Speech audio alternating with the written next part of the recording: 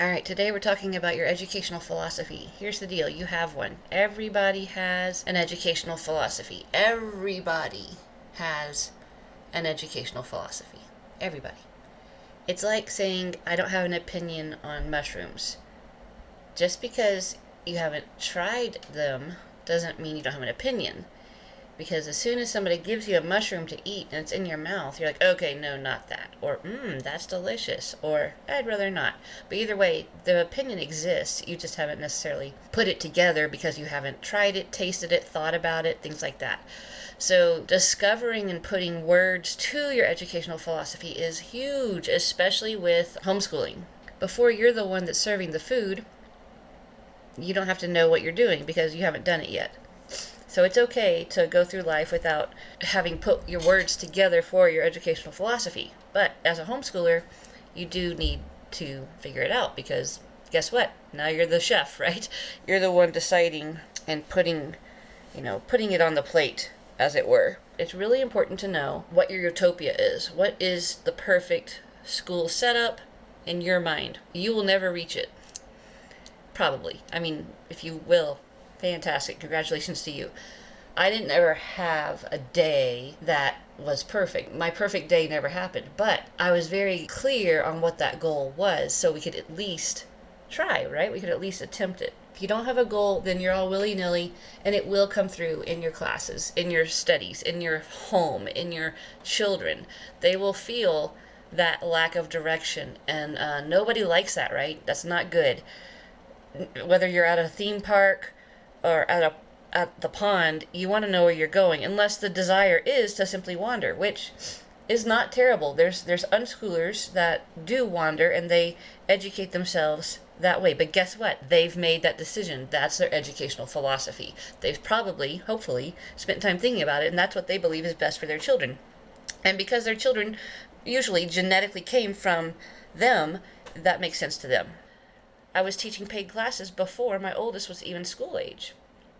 So I did not have my own educational philosophy because it was handed to me. It was put into my head. This is your educational philosophy because this is how it works, because this is your degree and what it was built on. Turns out that wasn't the case. I just knew something was wrong in the classrooms. I was able to discover what I don't want to do because of the classroom teaching. So some of the things I knew were wrong before I discovered my educational philosophy. I knew it was wrong for a bell or a buzzer or a sound of some sort to stop learning. That was super frustrating. I also knew it wasn't good to have to be able to have to go to the bathroom. Like if you have to go to the bathroom during class, and I wasn't allowed to let whoever go whenever. I had to have a certain number. If too many kids were leaving my classroom, I would get in trouble for that. And the third thing that I knew it wasn't good, was not part of my educational philosophy, was being either hungry or thirsty while you're trying to learn. Kids, of course, were not allowed to bring anything into the room, the classroom back then. Everything else was taught to me, and I was following it because who was I to argue with, the educational system? Okay, so fast forward to having children, teaching in the classroom. That already, just being in a classroom where nobody was in charge of me, changed my philosophy. And then, of course, my own children changed my philosophy because I was thinking, how do I want to educate these kids? I did not know I was going to be a homeschooler when I was teaching my private classes. I was waiting for the oldest to become a kindergartner, and I was planning on putting him into public school just like everybody, just being a normal human. But I met homeschoolers through these private classes I got to teach. My oldest was 9 months old, and I started teaching classes, and these kids were phenomenal. They came in a different way. They leaned forward, they wanted to learn, they were excited, they treated me like a human. They were just really like normal. Now they're normal humans. But back then, they were so different because the kid that I saw every day was kids without his parents, kids away from home, kids that were not feeling safe, were quite anxious. I didn't know that at the time. But if you look at what children in the public school look like, they're tense, they're hurried, and they've got a checklist of things going on because that social construct is so messed up. Like, talk about socialization. What a messed up situation. Okay, that's a whole nother video. So I met homeschoolers. I turned into a homeschooler because I saw the beauty of what this child can be. My child could grow up to be this relaxed, this confident, and this human that looked me in the eye, looked other adults in the eye, went into a situation with no trepidation, and was eager to learn. And that's the kind of kid I wanted. So that's why I became a homeschooler. So as a homeschooler, I wanted to do this thing right. I was a public school teacher. I had a degree, and I had planned, obviously, to give my whole life to this career. So I wanted to do the homeschool thing right. So one of the first books I read on homeschool education or educational philosophy was a Thomas Jefferson education. To let you know how important this book was to me, our fourth child, we actually named, his middle name is Jefferson. So it was life-changing, literally. So first, I'm just going to say, read the book. Read the book called Thomas Jefferson Education. It's by Oliver DeMille. I think that's how you say it. I've never heard anybody say it out loud. That's another thing, right? If your kid mispronounces a word, or if you mispronounce a word, which a lot of us do, a lot of readers, it's because we've never heard it said. We've just read it. So have grace for those people. So the main thing about reading the book was recognizing that the reason my public education failed or succeeded, whatever parts of it failed and whatever parts of it succeeded, was not based on the teachers, typically. It was based on me and my desire to learn. So the good students, had that intrinsic motivation. They wanted to learn already.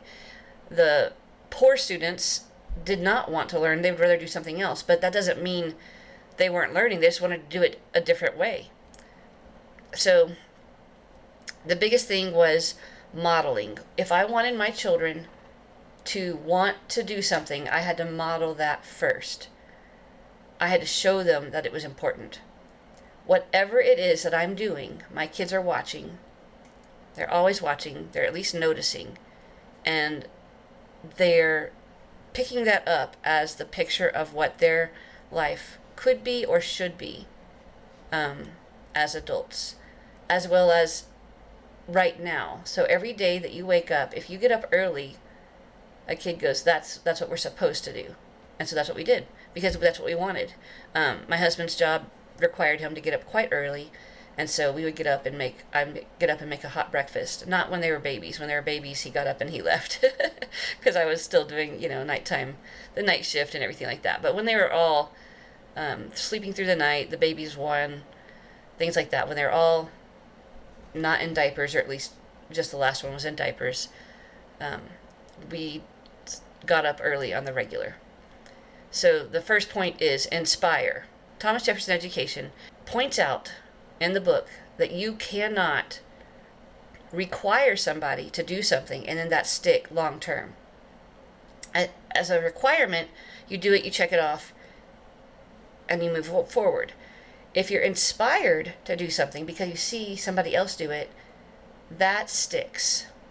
So when you're an educator, model lifelong teaching, you model valuing the arts, you model getting outside, exercising, feeding your body good food, all those things. So if you think that you can make your kids live in a healthy way, and you're not living in a healthy way, very unlikely.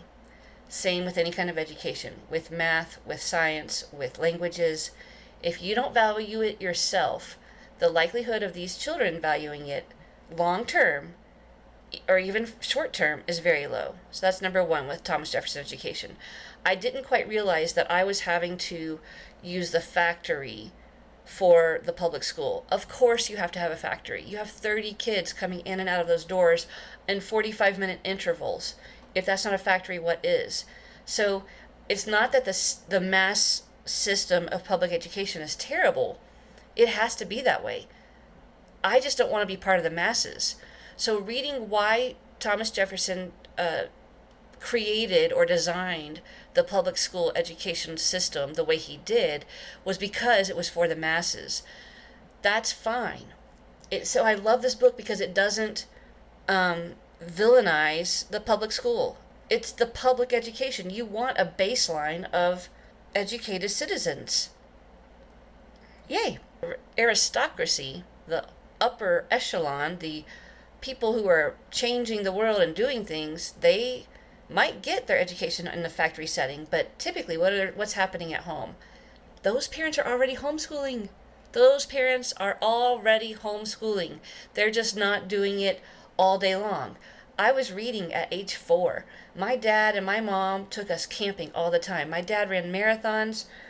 During the summer, my mom had us do summer school, basically, like not going to public school, but we had all kinds of educational things throughout the summer. She put us in YMCA classes. She outsourced our education to others all the time. We were in piano lessons. We were in ballet. We were in choir at church. We were in civic-minded things with the church. We did volunteering.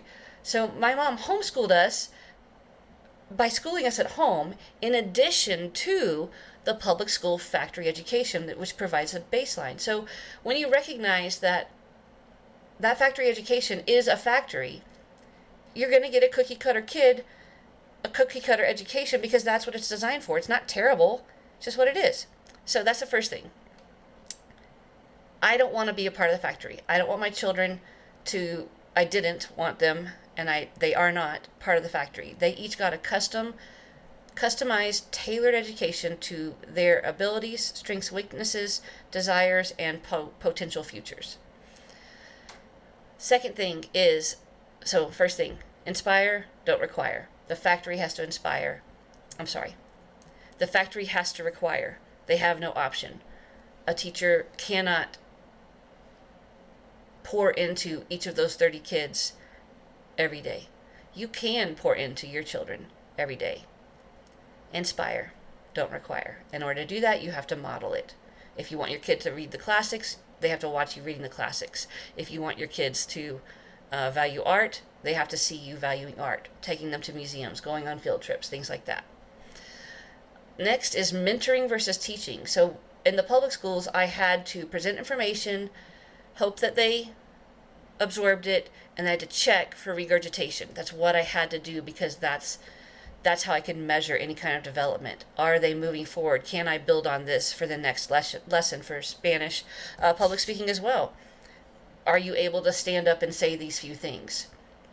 So it just had to be a check mark, because that's the time I had. In homeschool, I was able to mentor, and I'm still mentoring. I have a senior at home where in the last few weeks of her schooling, I didn't really teach any of the kids once they got to like 10th grade. It was mentoring, holding them accountable, demonstrating this is what you need to do, but you had to go off and feed yourself as far as educationally. You had to grab that information on your own, because what else am I going to do? I can't spoon feed it. You're basically an adult. And it doesn't stick, right? We ended up being the same thing. Here's the information. Did you absorb it? Yes. Check mark it. And then what do? You dump it. So mentoring, putting stuff in front of them, smoothing the way. Shout out to Mary James. That was a great part of my homeschooling. She had a course called Smoothing the Way. Same idea, habit teaching, things like that. And then the third thing is recognizing that every phase of life is a phase. So from birth to age 8, we're just developing our own relationships. We're just becoming connected. They're being inspired by my daily actions, by my husband's daily actions. They're getting the rhythm of life. This is how we do life. We get up at a certain time, not necessarily rigid for us, but a certain time. Then we start with the word, with prayer. Then we eat breakfast, blah, blah, blah. I'm not going to go through everything. You get the idea. So 0 to 8 is just, life is awesome. There's so much to learn. Look at the privilege of discovering things, curiosity, and just staying together and not putting people out to daycare, or basically giving somebody else the privilege of raising your children. So that was such a wonderful thing to be able to do, to not have to give them off to somebody else. Second phase of life, love of learning from age 8 to 12. So we're already into 2nd and 3rd grade, right? What happens in 5, 6, 7? Nothing. Nothing happens. The reason everybody was put into public school at age 5 was simply so that moms could get back to the workforce. That's it. I have a whole nother video on that, but please stop thinking that a 5-year-old is ready to sit down. They're not. They're ready to run around. If they want to sit down to like eat their cereal or have a peanut butter and jelly sandwich, cool. They want to sit in your lap, that's fine. But they're not ready to sit down with their chubby little fingers, listen to you for 20 minutes, and do things. Age 8 was compulsory attendance for our grandparents. So now you're probably younger than me watching this. So your great-grandparents. Your great-grandparents did not have to go to school and sit there until age 8. The children's developmental ability has not changed. Your great-grandparents, when they were 8, they are not any different developmentally than your current 8-year-olds. At 8 is when kids are ready to sit for any length of time and absorb. Before age 8, it's love of life, being read to, being, just enjoying and absorbing naturally. Life is learning, learning is life. Before age 8, if a child says, hey, Mom, and they're going to want to, all right? Way before age 8, they want to be able to read. Way before. That's fine. You feed that need. But before age 8, Mom, can we be done? Yes. The answer is always yes. Unless you're trying to put them in public school. If you're trying to get them ready for public school, okay, yeah, there's some benchmarks for you to hit. Third phase, scholar phase. Okay, so love of learning is the second phase. They're super interested between ages 8 and 12 in something. Follow that. I'm not saying to the detriment of everything else. I had 5 children, so we had so many different interests, and we followed the older ones first because that's who I had the least time with left, and the younger ones were super happy to follow whatever it is. So you follow their personal interests, their curiosities, and you feed that. You do everything else too, but you're really customizing their education based on what they want. Third phase is scholar phase, ages 12 and up. I would say for boys, this is more like 14. 12 is not, they're still kind of young for that. But girls for sure, age 12, they're ready to be doing self-directed. They can read now. If your kid can't read at 8, don't worry. They will be able to at 12, typically. Like, they get it. They'll figure it out as long as you keep on presenting it to them and keep on, teaching them how the language works. Scholar phase, they're in-depth studying. They are learning the classics, hopefully, because you're modeling that.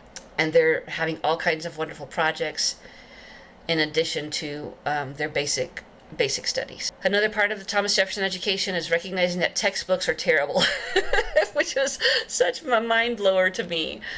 Textbooks are not well done. They're regurgitated information from other people. So they've taken the classics, they've interpreted it in their way.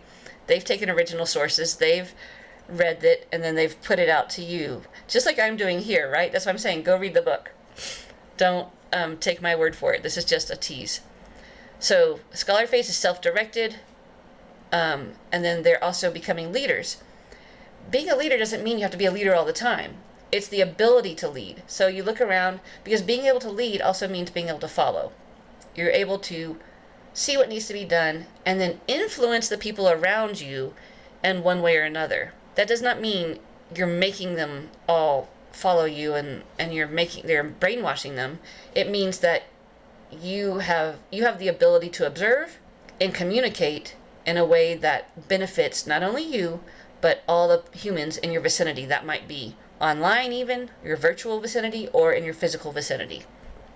Okay, so core phase, develop family bonds up to age 8, love of learning 8 to 12, and then scholar phase 12 to 14 and higher. So then focus on the principles of like how and why things are happening, everything from freedom to economics, history, government. There's so many things. Math, language. Discovering the how and why behind something instead of just rote memorization. The reason that's not taught in public school is simply because they don't have time. And maybe they don't want you to, right? I don't know. This book really is going to change your expectations. So think about what you think your utopian day would look like. And when I read this book, I got it. I was like, this is utopia. This is what I want my daily life with my children to look like educationally. And so that colored everything I did from then on. What I chose to read, what I chose to purchase, what books I chose to follow. And so I knew straight memorization, nope, nope, nope. People love that. They love memorizing stuff. How and why? Discover that in yourself. And then you get to promote that, right? People acting like, oh my gosh, you have an agenda. Of course you have an agenda. Everybody has an agenda with your children. If you didn't have an agenda, then what are you doing? Of course, you have a plan for them. I say this a lot. This is all what I'll end with. For Thomas Jefferson education, if you find this to be your philosophy, your main philosophy, you will see that your ceiling is their floor. And this is true with every educational philosophy. This is just parenting in general. As high as the parents can reach. As high as my parents could reach. That is where I started. Thank you, Mom. Thank you, Dad. And I will say my parents educated us better than their parents did. That's the goal.